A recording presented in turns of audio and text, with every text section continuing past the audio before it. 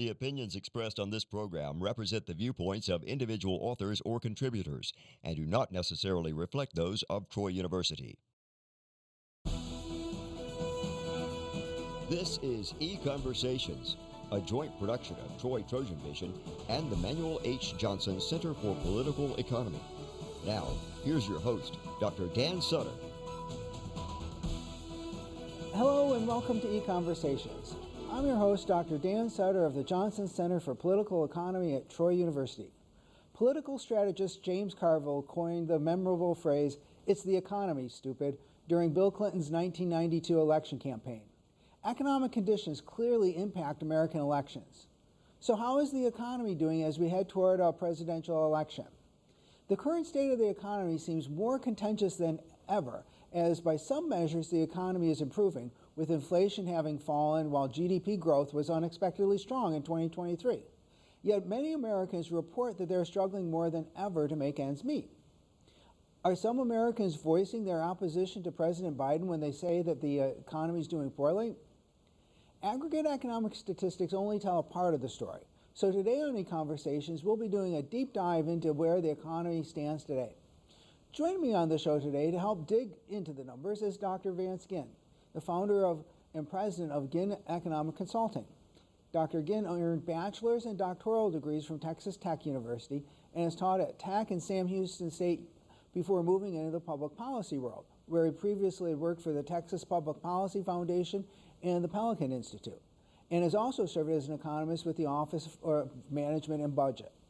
He hosts the Let People Prosper podcast and serves as a research fellow with the American Institute for Economic Research. Welcome to EconVersations, Vance. Hey, Dan, it's a pleasure to be with you today. So let's get started here. We know a couple of years ago, inflation hit a 40-year high, so we know that the economy was not doing very well a couple of years ago, and in 2020 we had a huge spike in unemployment due to the COVID recession. But let's take a look at where the numbers stand now, because it seems like we're doing a little better. Yeah, you're right. So things have been looking better. And when you're looking at the unemployment rate, 3.9% currently, 3.2% inflation rate. When you're looking at CPI inflation, what you have there is the misery index, where you just add those two together, showing 7.1%. Which kind of looks like the middle of the pack right now. Yep. When you go back over the last 20, 30 years. It's not quite as high, of course, as it was in 2000, whenever we were during the pandemic and the economics lockdowns and everything else that happened during that period, as the unemployment rate soared to about 14%. Even though inflation stayed closer to 2%, you were looking at 16, 17% misery index. So today, from that standard of the misery index, I think things are looking better. And that's what Biden has talked about during the State of the Union and other situations. The problem is when you start looking at more of the details under the hood of those highlights, where you really start to see more of the problems that I'm sure we'll talk about today. Yeah. So here's another way of looking at this. The last one was a snapshot of the economy, where we stand now versus where we stood in February of those previous years. What we've done here is just sort of sum things up over the first 3 years, essentially, of the presidential term. So we have the total increase in the CPI and then the average unemployment rate. So if unemployment had been higher earlier and it's low now, we're catching that with an average over the entire 3 years of the presidential term. So, and here we see a pretty markedly different story compared to recent administrations, huh? Well, that's right. And I think what we've seen is that higher level of inflation over the last 3+ years has really contributed to that cumulative increase of 18.5%. If you just look at January 2021 to now, basically when Biden took office until now, average weekly earnings, which I think is a good measure to look at when you're looking at how much people's hourly wages are going up or decreasing, along with the number of hours that they're working. You look at the average weekly earnings, and what you see is that adjusted for inflation, they're down 4.2% since January of 2021. That's also indicative of why I think people are concerned about the economy. It's one of the top concerns that's out there, even as inflation has moderated. Inflation was, close to 9% in October of 2022, not that long ago. Now it's down closer to 3%, so it's moderated. But we also have to remember that that is compounding over time, which is where you get this 18.5% increase, and average weekly earnings have not kept pace. And that's not a good sign, and it makes it more difficult to put food on the table, save for a rainy day, and do a lot of other things. One thing we also saw, Dan, during COVID and everything else were these checks that were sent out, the plus ups with unemployment insurance that were increased by the federal government. All that added to a lot more money in people's for households, and savings, excess savings is what it's called, increased dramatically during that period. That is now being depleted quickly because inflation has gone up so high and people are having to use more of that income. That when all that goes away, Dan, it's going to be interesting to see what happens to consumption, to investment, and whether or not people want to work, because they've been able to rely on a lot of that excess savings over the last couple of years, and that'll put them in a much worse situation. Yeah, it's sort of that extra savings is provide a little bit of a buffer here, but I think those who had that buffer have pretty much expended it at this point. But if we look a little bit farther, I mean, certainly, you know, the stock markets, this is the Dow Jones Industrial Average, but the stock markets tend to be doing pretty well as well. They've all, in the last couple of days here, reached new highs. So the stock market's another area where you sort of, certainly we don't have a stock market crash going on or anything horribly, terribly wrong going on in the stock market at this point, right? Yeah, that's right. I mean, here recently we've seen it break out of the trend that it had been for a while, as you kind of see it going kind of flat for that in that chart, and now it's come up here recently, and you know, we've hit record highs in nominal terms. Although if you adjust it for inflation, I think we've still got a little bit of ways to go, but it's near the top either way. But the question to me, though, Dan, too, is to look at the underlying fundamentals of the economy. What have been the profitability of many of these firms? Profits haven't been as great, and if profit is the mother's milk, if you will, of the stock market, then why are we going so high on these stocks? And I think a big part of that has to do with the Federal Reserve. You have to look at what Congress did, was running up massive deficits. The debt has increased by about $10 trillion since 2020. So that was under Trump and Biden. We've got a lot of excess spending going on. But then when you look at what the Federal Reserve did, their balance sheet, our central bank's balance sheet, increased from $4 trillion before the pandemic to $9 trillion, and now it's down to about $7.5 trillion, but it's still nearly double what it was before the pandemic. So there's a lot of liquidity and money that's going into all these markets, and if you don't want it in the housing market, if you don't want it in other assets that are out there, and you want to put something where you want to get a rate of return, you look at the stock market. And I think that's why the Dow Jones, the S&P 500, the NASDAQ, the major indices have hit these record highs here recently. But one of the things that I'm concerned about is the price to earnings ratio, the PE ratios, which give you an indication of whether or not they're overpriced or if they're bubbles and things of that nature. Historically, they've been somewhere in the range of 16 to 18, and now they've been running above 20 for quite a while, actually. And so that is a concern that I think we have with the stock market, is that the earnings are not keeping pace with these stock prices, which could indicate, you know, slower prices or lower prices in the near future. Well, and that'd be important for, you know, people who have their savings now in the stock market, if the stock market is overpriced. Now, as we get into it, when you know, although the numbers overall are not looking, you know, not looking bad, and when we look at the overall numbers, one thing that's troubling is that a distressing percentage of Americans are saying that they think the economy is doing badly, or saying that they're having a hard time making ends meet. And this is just a couple of polls from the Pew Research Center, but it's you see this in a number of different polls. It wasn't just like picking one poll here to get this result. So talk a little bit about this, and, like, you know, I guess, are Americans seeing something that isn't there, or that isn't showing up in the aggregate statistics, or what do you think's going on here? Yeah, Dan, I think that's a great point. And you're right, you're not cherry picking the data, because a lot of polls are showing the same results here. And so whenever I'm looking at, and you're looking at the headline numbers that come out, you know, it shows 250,000 jobs created, unemployment rate 3.9%. All these things I think can make things look good, But whenever you start polling people, asking them how they're doing, they're indicating that this is not a good situation. And so even though that misery index that we talked about earlier is, about middle of the pack, maybe it's kind of average right now, and we'd like for it to maybe be lower, but there's something else that's happening to people's incomes and their way of life, their livelihoods, that's not reflected in those numbers. And I think that's where it goes back into the situation of the inflation that's been, compounding over time, where their real average weekly earnings are down 4.2% since January of 2021. They just can't buy as much as they could before. Yep. You have other prices keep going up at a faster clip. You have many people who are still sitting on the sidelines as the labor force participation rate continues to struggle across the economy. I think that's another big part of this. And finally, I think people are concerned about their jobs for the future. One of the things you look at, Dan, is the non-farm payroll jobs show 250, 300,000 jobs added per month. When you look at the household survey, those have actually been declining. Jobs have been declining in 4 of the last 5 months. And so that also indicates why people are concerned about the economy. Well, another possibility, and I know certainly Paul Krugman and some other prominent comments have raised this possibility. There's a pretty strong partisan divide when you look a little bit deeper into those surveys. This is some additional numbers from the Pew folks there. But again, it's just representative of what you see with a lot of the polls, that when you ask Democrats, about 44% of Democrats think the economy is doing excellent or good, but only about 12% of Republicans rate it that way, and that gives us about an average overall of about 28%, which isn't particularly high. But this divergence is pretty significant, and it does raise the question, as I mentioned, that some economists might have been speculating about.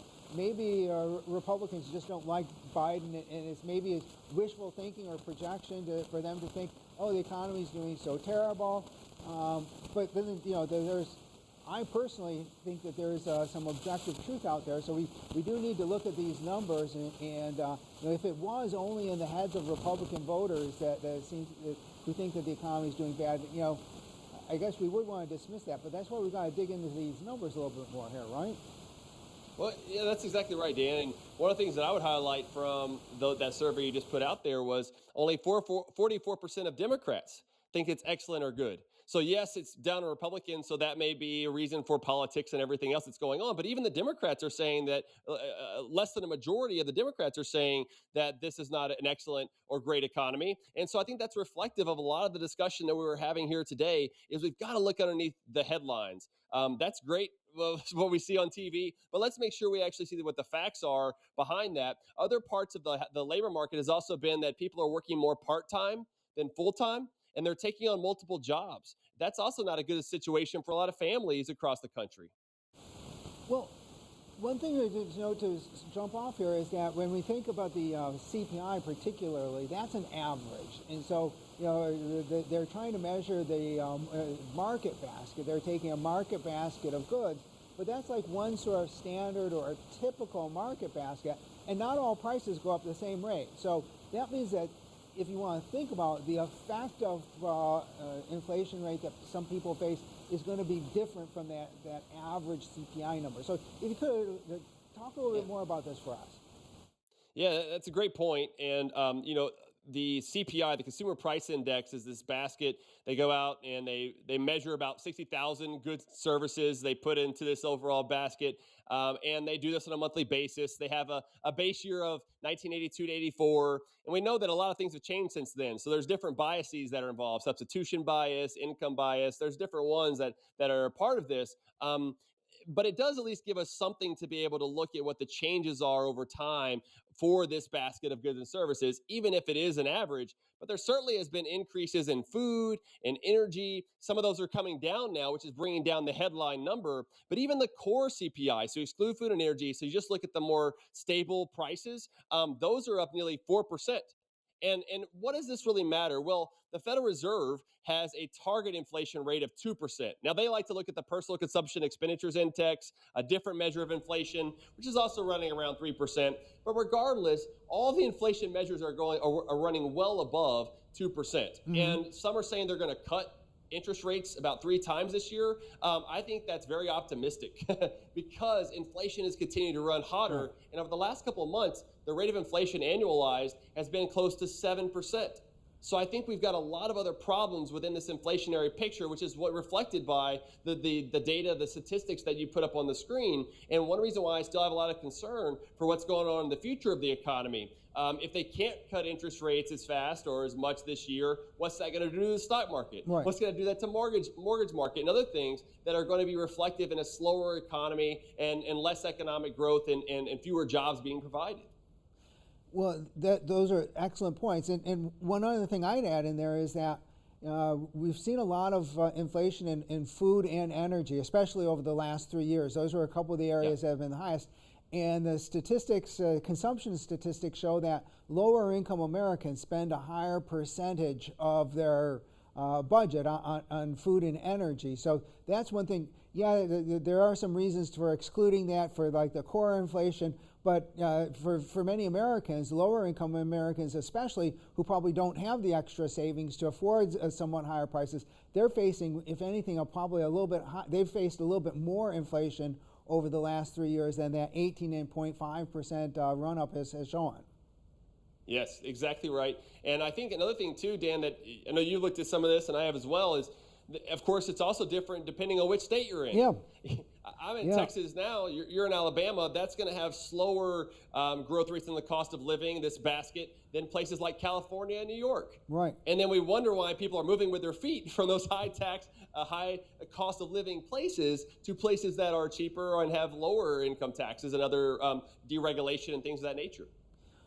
Well, we've already mentioned that once we have inflation, especially a good amount of inflation, you really have to look at what we call real or inflation-adjusted income as opposed to just nominal income. And here we can see some numbers reflecting what we've already talked about, how over the last couple of years, wages haven't been keeping up with inflation. But one thing I just want to add to this is that some research from the Federal Reserve banks show that, like in 2022, there was like about 10 to 15% of Americans didn't get any raise at all. And with inflation at the level where it was that year, if you were one of the Americans who didn't get any raise and inflation overall was at least 7% for the year, I mean, that's a really big cut in your real income. I mean, that inflation means your real income's going down that much, and that's a pretty hefty reduction for some folks. It really is, and especially it hurts the poorest among us the most as their inflation goes up all around them, and then their pay is more fixed if they're getting any pay increase at all. And so that really hurts them even more. So as we're talking about some of these averages, like even mine earlier of the 4.2% reduction in real average weekly earnings since January 2021, of course, that's an average. That's for the average person that's out there. So there are going to be many more that have been, that's seen their wages be deflated, their purchasing power go down tremendously because their wages aren't increasing at all. And so this is a major problem. It's another reason why, though, Dan, that many people over the last few years have been switching jobs so frequently. One reason why is inflation. Well, they're not seeing an increase in the job that they're in, so they're going to go somewhere else. Right. Well, that also has a higher transaction cost for each one of those employers that now having to hire additional worker and train them and everything else. And then that raises the prices that we pay at the same time. Yeah. So there are many factors at play. And Dan, I don't know where you were of this about 4 years ago, but when we had the pandemic and the lockdowns and everything else, there were a lot of economists that were talking about a transitory inflation. I'm doing air quotes here, but transitory inflation. And I think that made some sense early on because of the supply chain disruptions. The idea was once the supply chains came back online, that inflation would go down, maybe even have some deflation. Prices would go back to some sort of price stability. But the problem was that there were so many other factors at play with massive deficits by Congress, by the Fed printing so much money, too much money chasing too few goods. You're going to have longer term inflation. So I was always in the persistent inflation camp, which I got a lot of bad rap for a little while. But I think that it's important for us to understand the dynamics of inflation in the economy and not just look at one-off things like supply shocks or something else. But you mentioned the supply chain disruptions, and that's another reason why perhaps the CPI numbers, they were at a 40-year high, but they might not have been telling the whole story because there are real costs when goods aren't actually available, even at a higher price, right? Exactly right. And recently there was a good paper out by Larry Summers who was in the Clinton administration. He also did some work in the Obama administration. So more of a left of center, if you will, in a lot of ways. And his research showed that if we use the same sort of CPI basket, because they change it up over time with different weights and things of that nature, if it was the same as what they had been using back in the 1980s, inflation would have been higher than the 9%. It would have been closer to 12 or 13%. So that may better reflect the cost that we're paying. And why is that? Well, it's because today's CPI doesn't include interest rates. It doesn't include the other costs that we're seeing for credit card debt, for mortgage debt. It just looks at the rent, the imputed rent that you're paying on your mortgage, not the higher interest rates that are associated with that. So it keeps the inflation rate lower than what it otherwise would be, meaning the cost of that basket is going to be lower than what it otherwise would be. And so I think this is also more reflective of what people are feeling on the ground. And yes, the supply chain disruptions were costly and hit us pretty hard, and they came back online. But remember, many countries didn't open up for years later. In fact, China shut down multiple times, and that restricted the supply chains across the country. What did America do? We switched to other countries. We buy a lot more from Taiwan, Vietnam, other places that were kept more online at a lower cost. And it's one reason why, Dan, I think it's so important for us to keep looking at our corporate income tax. The Biden administration came out recently to say to raise it from 21 to 28%, which will make us less competitive in the world. Right. We had reduced it in the Trump administration from 35%, which was the highest in the developed world, to 21%, which is about the developed world's average. So if we start raising that again, we're going to have even more incentive for businesses to move elsewhere instead of having more production here at home. I just want to mention one more thing here, because like the baby formula shortage was really terrible for parents with young children needing the formula. But I think it also sort of shows here that when a good isn't available, the price that it enters into the CPI becomes a little bit misleading, because the CPI is sort of presuming that the good is available there for a purchase at that price, and when it's not available at all, that's pain or real hardship that people face, that's simply being left out of the CPI. So as things weren't available, and another way I could think about it is that how much would the price of baby formula or other goods have to have gone up to keep some on the shelves, to keep some available, and that would have been a higher inflation would have been higher than it was being measured at that time. So you mentioned, and that hit us too, Dan, because we had a baby around that time, we couldn't find baby formula, so it affected us directly. And it was very difficult for a little while of trying to find it and everything else, and then you maybe pay more online, but we were willing and able to pay that price. Many people were not. It's also a good economic lesson of how we have to be cautious about calling things price gouging and everything else. Remember, the market is the best at allocating resources through the prices that are given. You're either going to have rationing through the price system, which is well functioning, or through rationing. And in this case, we found rationing to be the case instead of the prices. So we got to be careful about talking about price gouging or something. Or people who spent an entire afternoon driving from store to store trying to find baby formula. Okay, if they were able to find it, they didn't have to pay that much, but think of all the gas they used up and their time that they spent trying to get that. Now, you've mentioned interest rates, mortgage interest rates. And so let's come back to this, because as you said, interest rates in general, not just mortgage interest rates. I have a slide here showing what's happened with mortgage interest rates, but all interest rates have gone up, and that impacts households as well. And in a way, as you mentioned, the CPI isn't picking up. So tell us a little bit about this.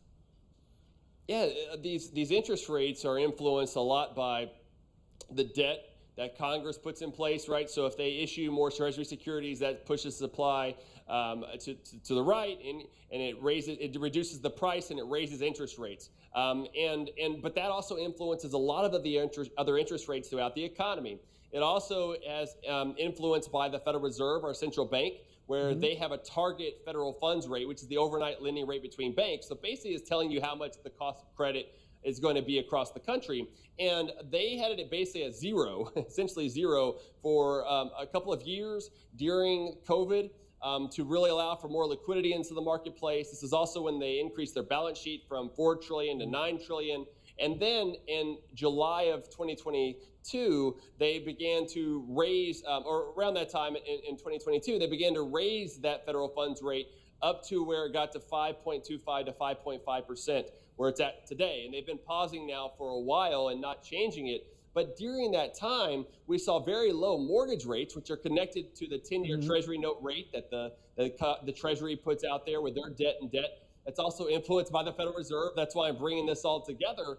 And that contributed to higher mortgage rates whenever those other rates began to increase. And I think that they're going to stay higher for longer, given that inflation is going to be higher than longer as well. And what does that mean? That means just 2 years ago, you could have got a mortgage and had an interest rate of about 3%, and now you're going to be paying 7%. That's double. If you happen to have an adjustable rate mortgage, your mortgage payment per month can double compared to where you were before, that you can't afford it and you lose your home. Or if you try to sell your home and go buy another home, you probably can't afford it because housing values are up and the interest rates are up. So it's put people in a tough situation in the housing market, where I really think that we're going to continue to see some depreciation of housing across the country, especially in particular markets like San Francisco, Austin, which is nearby where I'm at. You're already seeing a lot of this happen, especially for new sales. New sales around the Austin area are down 18%, the prices are, just of the last year. So that process, just like we saw during the great financial crisis of the 2000s, is happening again, of the deflationary pressure within the housing market because of those higher interest rates and because the housing prices are so high. So I think that's going to continue for a while, Dan, which is going to have a lot of influence on people's livelihoods across the economy. And it's not just housing, it's really anything that consumers buy on credit, because many people are going to buy a lot of things, cars in particular, but also many people will buy appliances and other home repairs and have to put it on credit. So all of those interest rates have gone up. So all of those things, people are getting squeezed on a lot of different margins here, right?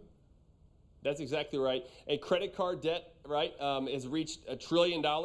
And those interest rates are now up to about 24%. They had come down for a while, 16, 17%, but now they're back to 24%. And if just real quick for the audience, I mean, back in the 70s, we had the great inflation, double digits inflation and everything else. In about 1980, the prime rate, or the rate for mortgages, was close to 20%.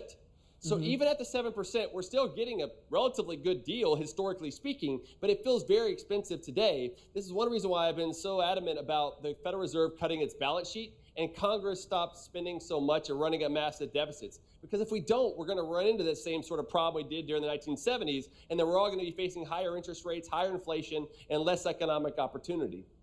Well, we're near the end of our time, so anything you'd like to add here to sum up? Well, I appreciate you having me on the show, Dan, and all these key issues that are going on. I hope America takes a more pro-growth policy approach moving forward. And I hope maybe some people will check out my podcast at advancedginn.com. You can check me out, or Let People Prosper Show, wherever they get their podcasts. Well, I hope they do. And thanks, Vance, for coming on the show. And thank you all for joining us. Join us again next time for another EconVersations. This has been EconVersations, a joint production of Troy Trojan Vision and the Manuel H. Johnson Center for Political Economy at Troy University.